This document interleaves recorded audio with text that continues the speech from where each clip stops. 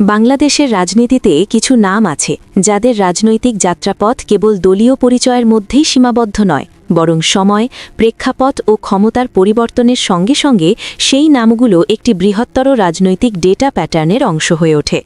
সাবেক সংসদ সদস্য ব্যারিস্টার রুমিন ফারহানার রাজনৈতিক অবস্থানও ঠিক সেই রকমই একটি কেস স্টাডি হিসেবে আজ নতুন করে আলোচনায় এসেছে, বিশেষ করে যখন রাজনীতিকে শুধু মাঠের আন্দোলন বা সংসদের বিতর্কের ভেতর দিয়ে নয়, বরং রাজনৈতিক অ্যালগোরিদম, ভোটার বিহেভিয়ার, জোট ডাইনামিক্স এবং ভবিষ্যৎ পাওয়ার শিফটের টেকনিক্যাল বিশ্লেষণের মাধ্যমে বোঝার চেষ্টা করা হয়। তখন রুমিন ফারহানার সাম্প্রতিক সিদ্ধান্তগুলো একটি বড় সিগন্যাল হিসেবে ধরা দিচ্ছে, কারণ তিনি এমন একজন রাজনৈতিক ব্যক্তিত্ব যিনি জন্মের পর থেকেই বিএনপি পরিবারের অংশ হিসেবে রাজপথে সক্রিয় থেকেছেন। ছাত্র রাজনীতি থেকে শুরু করে দলীয় মুখপাত্র, সংসদ সদস্য এবং টকশো নির্ভর ডিজিটাল রাজনীতির এক পরিচিত মুখ হিসেবে নিজেকে প্রতিষ্ঠিত করেছেন। কিন্তু সেই দীর্ঘ রাজনৈতিক সফরের পরও ১৩তম জাতীয় সংসদ নির্বাচনে বিএনপির মনোনয়ন না পাওয়া এবং তার পরপরই বিদ্রোহী অবস্থান নেওয়া ও জাতীয় নাগরিক পার্টি বা এনসিপিতে যোগ দেওয়ার ঘোষণা বাংলাদেশের বর্তমান রাজনৈতিক ইকোসিস্টেমে একাধিক স্তরের প্রশ্ন উত্থাপন করছে, যেখানে শুধু ব্যক্তি নয়, বরং দল, জোট, ভোট ব্যাংক এবং ভবিষ্যৎ ক্ষমতার মানচিত্র নতুনভাবে রিকনফিগার হওয়ার ইঙ্গিত মিলছে। শেখ হাসিনার সরকারের পতনের পর বাংলাদেশের রাজনীতিতে যে শূন্যতা এবং পুনর্গঠনের ধারা শুরু হয়েছে, সেটাকে অনেক বিশ্লেষকই একটি রাজনৈতিক সফটওয়্যার আপডেটের সঙ্গে তুলনা করছেন, যেখানে পুরনো কোড ভেঙে নতুন লজিক বসানো হচ্ছে, নতুন জোট তৈরি হচ্ছে, পুরনো দলগুলো তাদের অ্যালায়েন্স স্ট্র্যাটেজি রিডিজাইন করছে এবং ভোটারদের আচরণ বিশ্লেষণের জন্য ডেটা ড্রিভেন সিদ্ধান্ত গ্রহণের প্রবণতা বাড়ছে। এই প্রেক্ষাপটে বিএনপির ১৩তম জাতীয় সংসদ নির্বাচনের মনোনয়ন প্রক্রিয়াও ছিল অনেক বেশি ক্যালকুলেটেড এবং জোট কেন্দ্রিক, যেখানে সরাসরি দলীয় জনপ্রিয়তা বা অতীত অবদান নয়, বরং আসন ভিত্তিক সম্ভাবনা, জোট শরিকদের সমর্থন, আন্তর্জাতিক গ্রহণযোগ্যতা এবং পোস্ট ইলেকশন পাওয়ার ব্যালেন্স বিবেচনায় নেওয়া হয়েছে বলে রাজনৈতিক মহলের একাংশ মনে করছে। ঠিক এখানেই এসে রুমিন ফারহানা বিষয়টি একটি সেনজিটিভ টার্নিং পয়েন্ট তৈরি করে, কারণ তিনি যে আসন থেকে নির্বাচন করতে চেয়েছিলেন সেখানে বিএনপি সরাসরি নিজেদের দলীয় প্রার্থী না দিয়ে বরং জোট করে গঠিত অন্য একটি দলের প্রার্থীকে সমর্থন দেওয়ার সিদ্ধান্ত নেয়, যা সংগঠনগতভাবে যুক্তিযুক্ত হলেও ব্যক্তিগত রাজনৈতিক কেরিয়ারের দিক থেকে রুমিন ফারহানার জন্য ছিল একটি বড় ধাক্কা। এবং এখান থেকেই শুরু হয় তার বিদ্রোহী অবস্থান, যেখানে তিনি প্রকাশ্যেই জানান যে তিনি নির্বাচন করবেন এবং দলীয় সিদ্ধান্তের বাইরে গিয়ে জনগণের কাছে যাবেন। রাজনৈতিক বিশ্লেষণে একে বলা যায় disalignment between party strategy and individual political capital, অর্থাৎ দলের বৃহত্তর স্ট্র্যাটেজির সঙ্গে ব্যক্তির রাজনৈতিক পুঁজি যখন আর এক লাইনে থাকে না, তখনই বিদ্রোহ, দলত্যাগ বা নতুন প্ল্যাটফর্মে যাওয়ার মতো সিদ্ধান্ত জন্ম নেয়। রুমিন ফারহানার ক্ষেত্রেও ঠিক সেটাই ঘটেছে বলে অনেক পর্যবেক্ষক মনে করছেন। তিনি শুধু একজন রাজনীতিবিদ নন, তিনি একই সঙ্গে একজন ব্যারিস্টার, একজন মিডিয়া স্মার্ট ফিগার এবং ডিজিটাল পাবলিক ডিবেটের পরিচিত মুখ হিসাবে নিজেকে প্রতিষ্ঠিত করেছেন। ফলে তার সিদ্ধান্ত শুধু মাঠের কর্মীদের মধ্যেই নয়, বরং সোশ্যাল মিডিয়া, ইউটিউব টকশো, রাজনৈতিক পডকাস্ট এবং অনলাইন নিউজ প্ল্যাটফর্মেও ব্যাপক আলোচনার জন্ম দেয়, যা তাকে একটি হাই এনগেজমেন্ট পলিটিক্যাল অ্যাসেট হিসেবে তুলে ধরে। এখানে জাতীয় নাগরিক পার্টি বা এনসিপির প্রসঙ্গটি বিশেষভাবে গুরুত্বপূর্ণ, কারণ এনসিপি নিজেকে একটি বিকল্প রাজনৈতিক প্ল্যাটফর্ম হিসেবে তুলে ধরার চেষ্টা করছে, যেখানে পুরনো দলীয় রাজনীতির বাইরে এসে নাগরিক অধিকার, সুশাসন এবং নতুন প্রজন্মের রাজনীতির কথা বলা হচ্ছে। যদিও বাস্তব রাজনৈতিক শক্তির বিচারে এনসিপি এখনও বড় কোনো দল নয়, কিন্তু শেখ হাসিনা পরবর্তী রাজনৈতিক ট্রানজিশন পিরিয়ডে তারা নিজেদের অবস্থান তৈরি করার চেষ্টা করছে এবং সেই জায়গায় রুমিন ফারহানার মতো পরিচিত ও অভিজ্ঞ রাজনৈতিক ব্যক্তিত্বকে দলে নেওয়া তাদের জন্য একটি স্ট্র্যাটেজিক গেইন হিসেবে বিবেচিত হচ্ছে। রাজনীতির টেকনিক্যাল বিশ্লেষণে একে বলা যায় ব্র্যান্ড ট্রান্সফার, যেখানে একটি নতুন বা তুলনামূলক দুর্বল প্ল্যাটফর্ম একটি শক্তিশালী ব্যক্তিগত ব্র্যান্ডকে ব্যবহার করে নিজেদের গ্রহণযোগ্যতা বাড়ানোর চেষ্টা করে, আর সেই সঙ্গে ব্যক্তিও নতুন প্ল্যাটফর্ম ব্যবহার করে নিজের রাজনৈতিক স্বাধীনতা ও ভবিষ্যৎ সম্ভাবনা নিশ্চিত করতে চান। রুমিন ফারহানা ও এনসিপির এই সমন্বয় তাই শুধুই আদর্শিক নয়, বরং স্ট্র্যাটেজিক বলেই অনেক বিশ্লেষক মনে করছেন।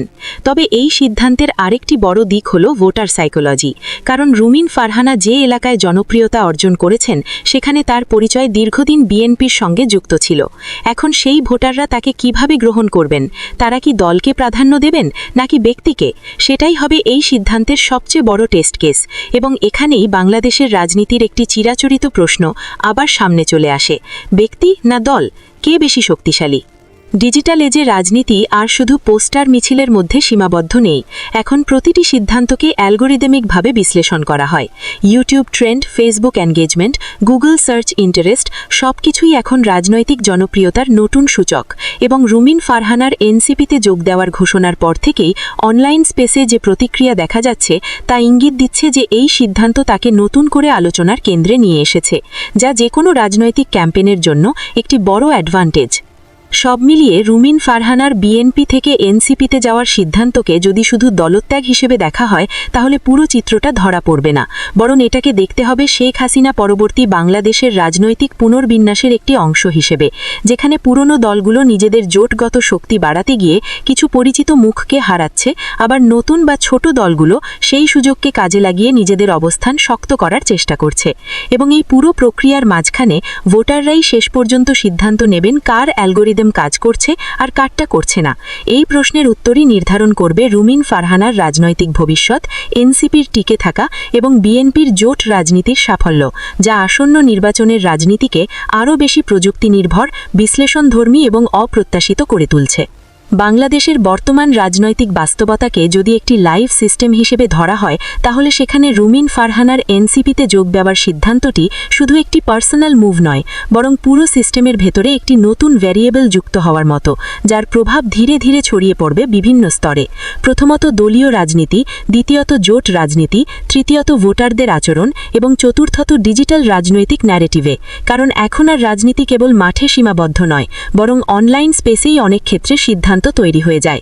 শেখ হাসিনা পরবর্তী সময়ে বাংলাদেশের রাজনীতি যে ট্রানজিশন ফেজে প্রবেশ করেছে, সেখানে বড় দলগুলো নিজেদের ভবিষ্যৎ টিকে থাকার জন্য ঝুঁকিপূর্ণ কিন্তু হিসেবী সিদ্ধান্ত নিচ্ছে। বিএনপির জোট ভিত্তিক মনোনয়ন বণ্টনও সেই ধারারই একটি অংশ, যেখানে একটি আসনে পরিচিত ও পরীক্ষিত মুখ থাকা সত্ত্বেও কৌশলগত কারণে অন্য দলের প্রার্থীকে সমর্থন দেওয়া হয়েছে। এই সিদ্ধান্ত হয়তো দলীয় অঙ্কে যৌক্তিক, কিন্তু রাজনৈতিক মনস্তত্ত্বের দিক থেকে এটি এমন একটি গ্যাপ তৈরি করেছে যেখানে রুমিন ফারহানার মতো রাজনীতিবিদ নিজেকে অপারগ এবং উপেক্ষিত মনে করেছেন, আর এখান থেকেই তার বিদ্রোহী অবস্থান এবং নতুন প্ল্যাটফর্ম খোঁজার সিদ্ধান্ত জন্ম নেয়। জাতীয় নাগরিক পার্টিকে যদি টেকনিক্যাল ভাষায় ব্যাখ্যা করা হয় তাহলে বলা যায় এটি এখনও একটি আর্লি স্টেজ পলিটিক্যাল স্টার্টআপ, যাদের বড় ইউজার বেস নেই, কিন্তু তারা একটি আলাদা ভ্যালু প্রপোজিশন তৈরি করার চেষ্টা করছে। সেই ভ্যালু প্রপোজিশনের কেন্দ্রে রয়েছে প্রচলিত ক্ষমতার রাজনীতির বাইরে নাগরিক অধিকার, সুশাসন এবং নতুন প্রজন্মের রাজনীতির কথা। যদিও বাস্তব রাজনৈতিক শক্তির বিচারে এনসিপি এখনও বড় কোনো দল নয়, কিন্তু শেখ হাসিনা পরবর্তী রাজনৈতিক ট্রানজিশন পিরিয়ডে তারা নিজেদের অবস্থান তৈরি করার চেষ্টা করছে, এবং সেই জায়গায় রুমিন ফারহানার মতো পরিচিত ও অভিজ্ঞ রাজনৈতিক ব্যক্তিত্বকে দলে নেওয়া তাদের জন্য একটি স্ট্র্যাটেজিক গেইন হিসেবে বিবেচিত হচ্ছে। রাজনীতির টেকনিক্যাল বিশ্লেষণে একে বলা যায় ব্র্যান্ড ট্রান্সফার, যেখানে একটি নতুন বা তুলনামূলক দুর্বল প্ল্যাটফর্ম একটি শক্তিশালী ব্যক্তিগত ব্র্যান্ডকে ব্যবহার করে নিজেদের গ্রহণযোগ্যতা বাড়ানোর চেষ্টা করে, আর সেই সঙ্গে ব্যক্তিও নতুন প্ল্যাটফর্ম ব্যবহার করে নিজের রাজনৈতিক স্বাধীনতা ও ভবিষ্যৎ সম্ভাবনা নিশ্চিত করতে চান। রুমিন ফারহানা ও এনসিপির এই সমন্বয়তাই শুধুই আদর্শিক নয়, বরং স্ট্র্যাটেজিক বলেই অনেক বিশ্লেষক মনে করছেন। তবে এই সিদ্ধান্তের আরেকটি বড় দিক হল ভোটার সাইকোলজি, কারণ রুমিন ফারহানা যে এলাকায় জনপ্রিয়তা অর্জন করেছেন সেখানে তার পরিচয় দীর্ঘদিন বিএনপির সঙ্গে যুক্ত ছিল। এখন সেই ভোটাররা তাকে কিভাবে গ্রহণ করবেন? তারা কি দলকে প্রাধান্য দেবেন নাকি ব্যক্তিকে? সেটাই হবে এই সিদ্ধান্তের সবচেয়ে বড় টেস্ট কেস, এবং এখানেই বাংলাদেশের রাজনীতির একটি চিরাচরিত প্রশ্ন আবার সামনে চলে আসে: ব্যক্তি না দল, কে বেশি শক্তিশালী? ডিজিটাল এজে রাজনীতি আর শুধু পোস্টার মিছিলের মধ্যে সীমাবদ্ধ নেই। এখন প্রতিটি সিদ্ধান্তকে অ্যালগোরিদমিকভাবে বিশ্লেষণ করা হয়। YouTube trend, Facebook engagement, Google search interest সবকিছুই এখন রাজনৈতিক জনপ্রিয়তার নতুন সূচক। এবং রুমিন ফারহানার এনসিপিতে যোগ দেওয়ার ঘোষণার পর থেকেই অনলাইন স্পেসে যে প্রতিক্রিয়া দেখা যাচ্ছে তা ইঙ্গিত দিচ্ছে যে এই সিদ্ধান্ত তাকে নতুন করে আলোচনার কেন্দ্রে নিয়ে এসেছে, যা যে কোনো রাজনৈতিক ক্যাম্পেনের জন্য একটি বড় অ্যাডভান্টেজ।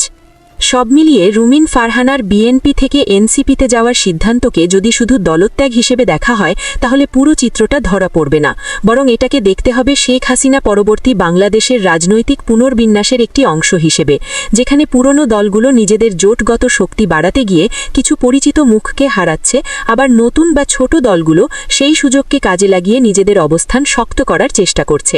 এবং এই পুরো প্রক্রিয়ার মাঝখানে ভোটাররাই শেষ পর্যন্ত সিদ্ধান্ত নেবেন কার অ্যালগোরিদম সিস্টেম কাজ করছে আর কারটা করছে না, এই প্রশ্নের উত্তরই নির্ধারণ করবে রুমিন ফারহানার রাজনৈতিক ভবিষ্যৎ, এনসিপির টিকে থাকা এবং বিএনপির জোট রাজনীতির সাফল্য, যা আসন্ন নির্বাচনের রাজনীতিকে আরও বেশি প্রযুক্তিনির্ভর, বিশ্লেষণধর্মী এবং অপ্রত্যাশিত করে তুলছে।